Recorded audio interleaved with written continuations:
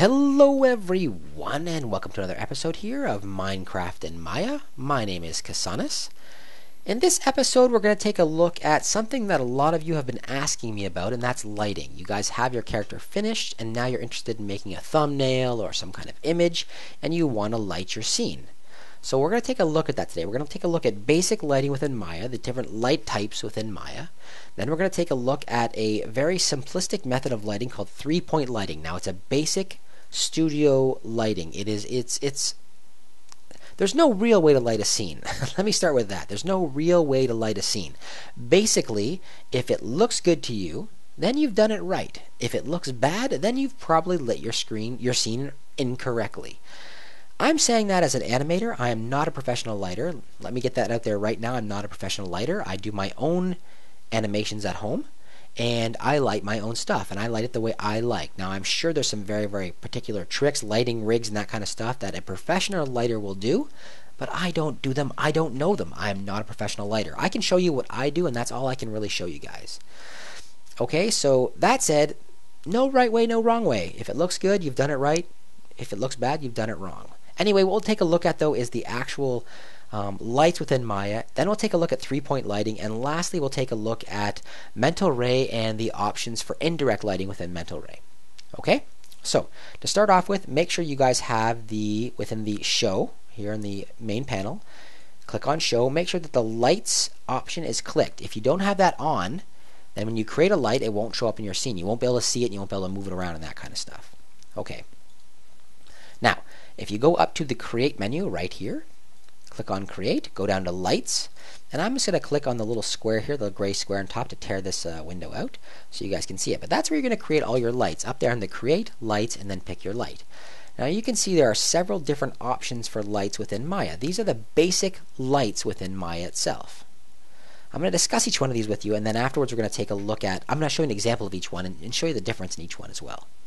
Now the ambient light, it's a blanket kind of level. It's a lighting level in your scene. If you add an ambient light to your scene, then you'll have an overall, I'll actually add one right now, bang. You'll have an overall light. This is what it looks like, and here is an example of the actual lighting.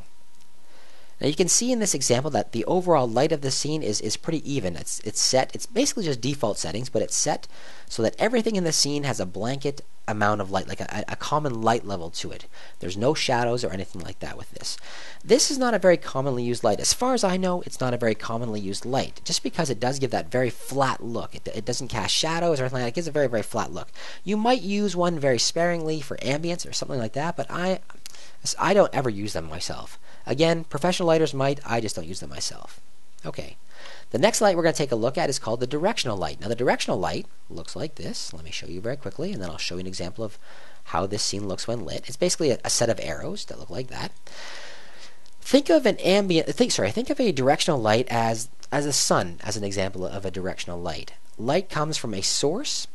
It covers the entire scene, and everything within that scene is going to be hit by that light if it's like in that direction. So you've got your light in the scene and aimed in a very particular direction, as you can see here in this example, in a very particular direction, and all the light is hitting everything that is in front of it. Everything in the scene will be lit by this. You can see that it casts very, very harsh shadows out there, very, very, very strongly outlined shadows. And this is called directional lighting. Okay, and again, an example would be the sun. Alright, let's take a look at the next light. The next light is called a point light, and it looks like this. A point light, you can think of a point light as, have you ever been to a basement where nothing's been really done yet, and they've got like these bare bulbs hanging from the ceiling? Think of it like that. It's basically a singular point that radiates light in all directions. So there's no directionality of this light. Anything around it's going to be lit by this light. And you can see here in this example that everything in the scene is lit all around it. And you can look at the shadow. You can see that the shadow itself is being cast as if the light source is not directional. It's actually coming up and hitting the characters, the light slightly below the characters, kind of where Etho's eyes are looking. It's hitting the character like that. So you can see the lights are being shone in the back, the shadows are being cast in the back as well. So there's no direction to this light at all. It's just kind of like emitting it in all directions. Okay, the next, and again, the example would be a bare light bulb, for example. Alright, the next light we're going to take a look at is the spotlight, and it looks like this. Whoop. And the spotlight itself is exactly like you'd see on a stage where they're trying to shine a light on an actor. Here's an example. You can see there's a cone now. So basically, like there's a light ring around the characters. And again, we've got our shadows coming in, and the light is obviously directional because of the shadows on the ground. So basically, the way this light works is there's a singular point that emits light in a singular direction, and as it spreads out in a cone shape. So you can see it like just by the light on the ground that it's made a large ring. And if I move this farther away from the characters or closer to them, then there'll be a more concentrated or a wider ring of light. So it's basically a spotlight. It's basically a singular point that, as it moves away from the light source, the lighting area gets larger and larger and larger, forming a cone.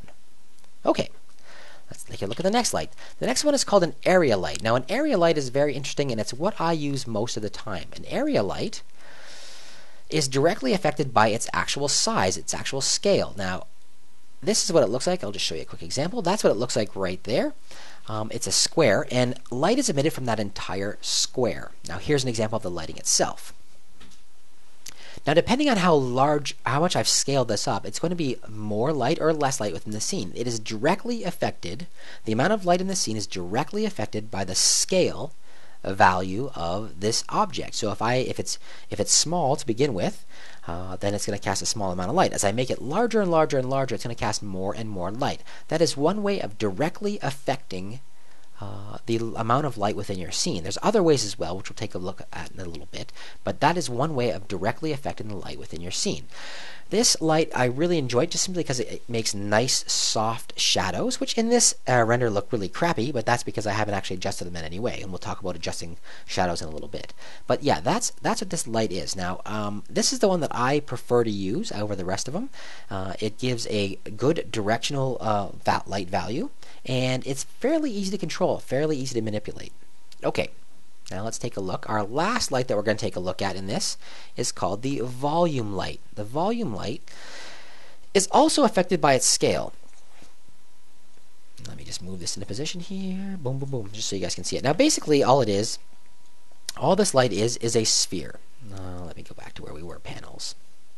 Orthographic, oops, sorry, perspective camera 1. It is a sphere, and the amount of light in the scene, the light itself is confined to that volume, to that sphere. So as I increase the value, let's say I make this 10 times bigger, then the amount of light in the scene is going to be increased, but it's still going to be contained within this volume. Now here's an example. And as you can see in this example, again, you can create shadows and everything else with this light, but you can see from this example that it's a point light, it's an emitted light, so there's no direction to it at all. Everything within that volume, within that sphere, is going to be lit, and anything outside of it is not going to be lit. But again, it is it's an omnidirectional light, I guess that's what it's called, and so basically it emits light photons in all directions. Okay, very much like the point light. However, this one here, you can control where the light is based on the volume of that sphere. By making it larger or smaller, you will encompass the area that you're going to have lighting in. Okay, so guys, that is the basic lighting. In the second part of this tutorial, we're going to take a look at 3-point lighting. Okay guys, we've got a basic 3-point lighting system set up here. Now, 3-point lighting is a very simplistic system. It's used in a lot of commercial photography as well as a lot of portraiture. And I'm showing it to you here not as an example of, oh, this is how you should light every scene, because that's not what I'm saying at all. All I'm doing is showing you guys how you might set up a scene with lights in it. That's all I'm trying to do in this situation. Like I said before, the best way to light your scene is the way that you think it makes it look best. Add the lights you think you need, and then afterwards, if you like it, render it out. But for now, we're going to take a look at a very commercialized lighting system. Okay, 3-point lighting. And as the name implies, it consists of 3 lights: a key light, a fill light, and a rim light. The key light, which in our situation is located right here, bang, points at, let me look at panels, and we'll go look through selected. It points at the main subject of the scene. Now, I want people to kind of focus on Etho, and I want them to look at the beef doll, and generic pointing at the back is great too. I want him in there as well. But I want this to be the main light in the scene. I want it to be lit up along this area particularly. So here, if I go panels and I go to perspective camera 1, is my scene, and here's an example of what this light is going to make it look like. Just this light by itself. Okay, as you can see in this example, I've got a nice light falling on my main subjects.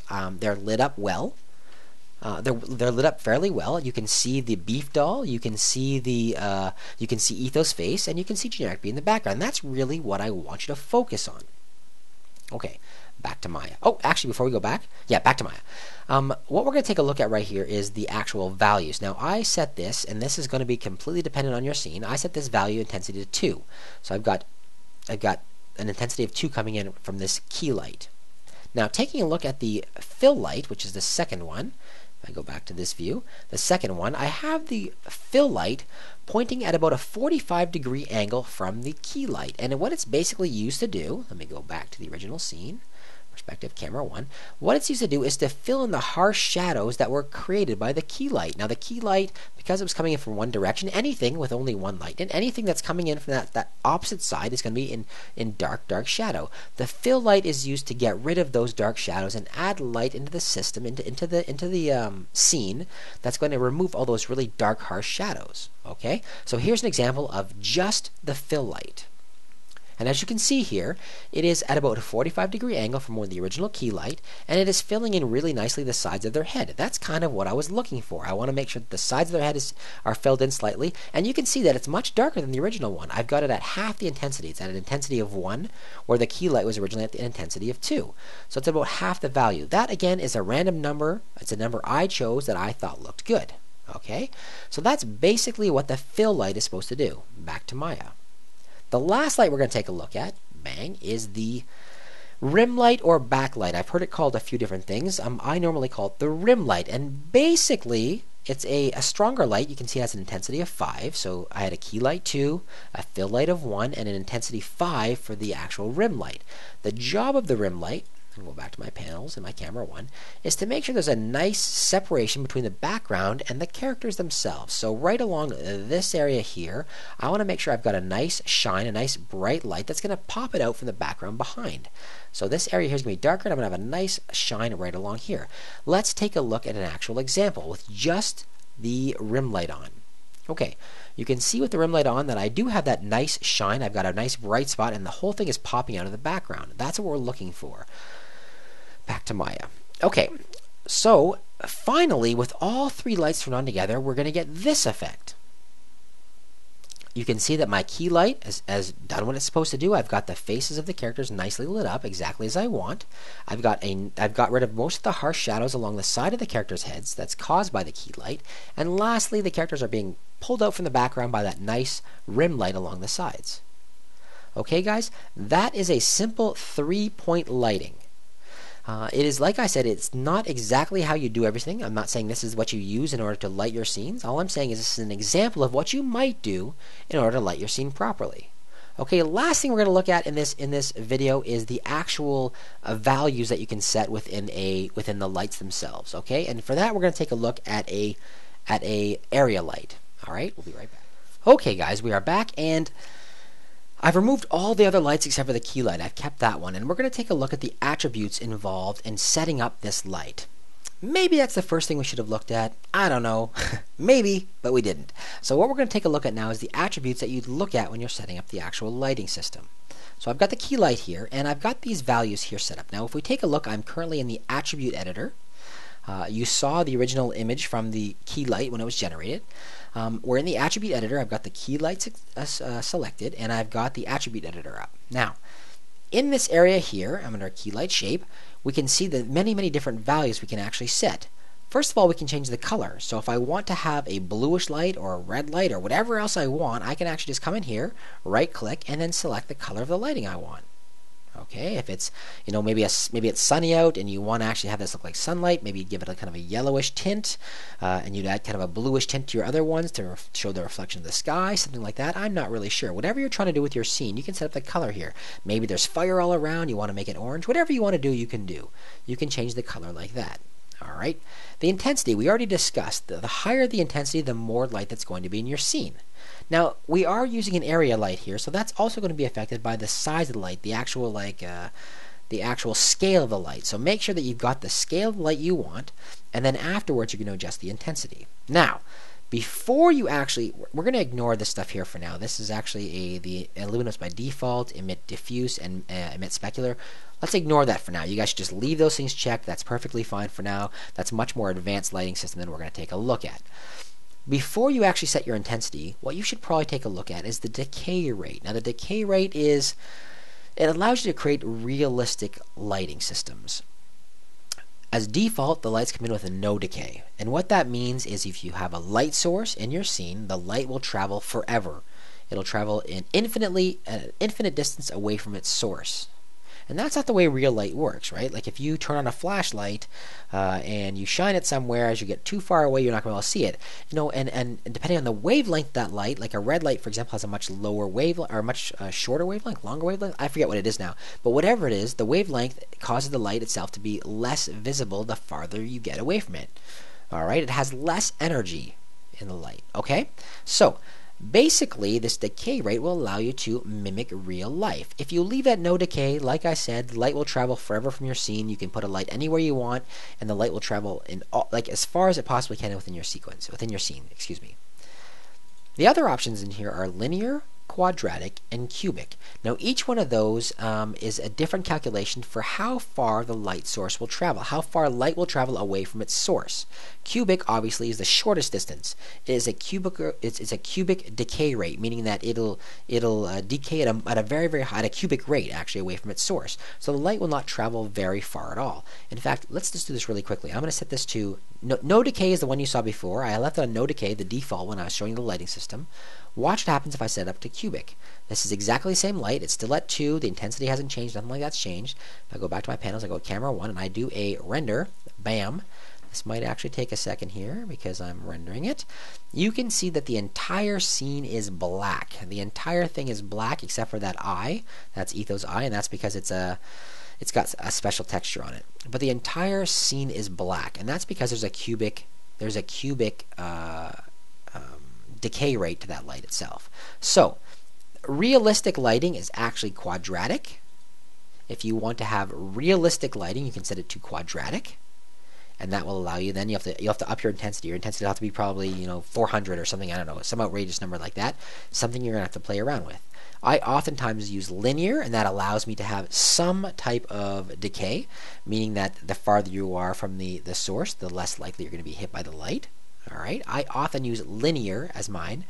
Quadratic, I just find to be it's realistic lighting, but I just find it to be it's just too much. It's just you have to pump up the values too high to light the scene properly. So I often use linear. In the examples I showed you earlier, I left it on no decay, and that's perfectly fine as well. You can leave it on no decay if that's what you want your system to look like. In fact, in the scene that I'm lighting here, it probably doesn't really matter, simply because I have no background or anything else in the scene. Right? It's just these two characters, so having no decay was perfectly fine. All right. Something else I want to take a look at is the different types of shadows. There are two types of shadows within the system. There are ray trace shadows, which I currently have on, and there are depth map shadows. Depth map shadows are not as accurate. They're not as clean as the ray trace shadows, but they are much faster to render. So if you are concerned about render time, you can use depth map shadows. That said, I definitely recommend ray tracing if you've got the time and the machine for it. Ray tracing allows for really attractive soft shadows. Okay, so here's an example of a ray traced shadow with the shadow rays set to 1. Now you can see in this example that the shadows are they're dirty. They look dirty. They're not nice and clean and soft like you'd expect. Upping this value to, let's say, 20, bang bang, will make the shadows much cleaner and softer and nicer. Here's an example of what a ray trace shadow with 20 shadow rays look like. You can see here that we've lost a lot of that dirt, that grit that were in the shadows before. We've got nice, clean, and smooth shadows here. And that's really what you want to do. Now, there's a law of diminishing returns. As you increase this value, this shadow rays value, you increase your render time as well. So be careful. You're going to hit a point where you say it's no longer worth it. Try and find that point, and that's what you're going to use. If you're doing a single image for a thumbnail or a background or something like that, pump it up. Make it as high as you want. Make it look as clean as you want. At some point, you're not going to notice a difference anyway. But that said, play with that value until you find what you like, and then afterwards, render it out. Okay, guys? So that is basically what I wanted to show you. There's not really much more in the lighting that you need to know. Everything else is pretty much just trial and error. You're gonna go in, you're gonna play with these different values. I mean, there's a lot more stuff in here. There's a lot more stuff, and if we were going into a really in-depth lighting system, then we'd take a look at it. But we're not actually. We're just doing really simple lighting for simple animation. All right, guys. So I hope you guys enjoyed it. Basically, what you're gonna do is set up the lights the way you want them to, and you're gonna play around with these values until you get an attractive looking image, and afterwards you render it. That's how I do it. That's how a lot of us who are not professional do it. Okay, I'm not a professional lighter, but I hope you guys enjoyed that anyway. I hope that you guys enjoyed that episode. I hope it taught you a little something about lighting and that you're able to use it to create your thumbnails and your images. Alright guys, if you enjoyed it, let me know with a thumbs up. If you didn't like it, a thumbs down is perfectly fine too. Leave a comment if you have something to say and I'll try my best to answer your questions. And if you haven't done so, take a few moments to subscribe. Have yourselves a wonderful day, everyone.